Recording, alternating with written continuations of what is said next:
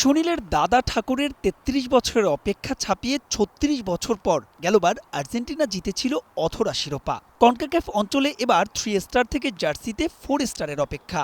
ইতোমধ্যে আলবিসেলেস্তে ভক্তরা জেনে গেছেন কোন ২৬ জন হচ্ছেন সেই স্বপ্ন সারথি। প্রতীক্ষা ছিল বিশ্বকাপের আগে আর্জেন্টিনার প্রস্তুতির পূর্ণাঙ্গ সূচির, তাও জানিয়ে দিলেন মাস্টারমাইন্ড লিওনেল স্কালোনি।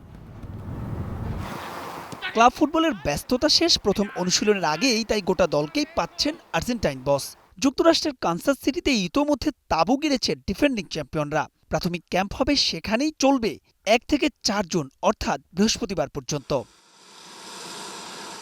৫ জন টেক্সাসের বিমান ধরবে আর্জেন্টিনা, আলাদা করে বললে বিশেষ বিমান, ইতোমধ্যে যার ছবিও ভাইরাল নেট দুনিয়ায়। সেখানে গিয়ে অবশ্য হবে না কোনো অনুশীলন সেশন, কারণ ৬ জুন টেক্সাসের কলেজ স্টেশনের কাইলফিল্ড স্টেডিয়ামে হন্ডুরাসের বিপক্ষে যে আছে প্রীতি ম্যাচ।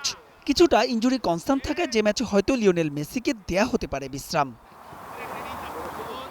এরপর ৮ জুন আলাবামার উদ্দেশ্যে যাত্রা করবে ডিফেন্ডিং চ্যাম্পিয়নরা। সেখানেও একদিন বাদে ৯ জুন জর্ডান হেয়ার স্টেডিয়ামে আর্জেন্টিনার প্রতিপক্ষ ইউরোপের দল আইসল্যান্ড। যদিও বিশ্বকাপের আগে খেলা দুই প্রতিপক্ষ অর্থাৎ হন্ডুরাস আর আইসল্যান্ড কোনো দলই দ্য গ্রেটেস্ট শো অন আর্থে খেলার যোগ্যতা অর্জন করেনি। তবুও এই দুই ম্যাচ দিয়েই শেষ মুহূর্তে নিজেদের ভুল ত্রুটি শুধরাতে চান লিওনেল স্কালোনি। প্রস্তুতি ম্যাচ শেষে সেখান থেকে আবারও কানসাস সিটিতেই ফিরবে গোটা দল। বিশ্বকাপ চলাকালীন ফুটবলারদের রিকভারি সেশন, মানসিক অবসাদ দূর কিংবা কৌশলগত আলোচনার জন্য নিজেদের প্রধান বেস ক্যাম্প হিসেবে এই শহরকেই বেছে নিয়েছেন কোচ। যে সময় মেসিরা ব্যবহার করবেন স্পোর্টিং কেসি ট্রেনিং সেন্টার। ১৬ জুন কানসাস সিটিতেই আলজেরিয়ার বিপক্ষে ম্যাচ দিয়ে শুরু হবে আর্জেন্টিনার আনুষ্ঠানিক বিশ্বকাপ মিশন, সঙ্গে শিরোপা ধরে রাখার লড়াইও।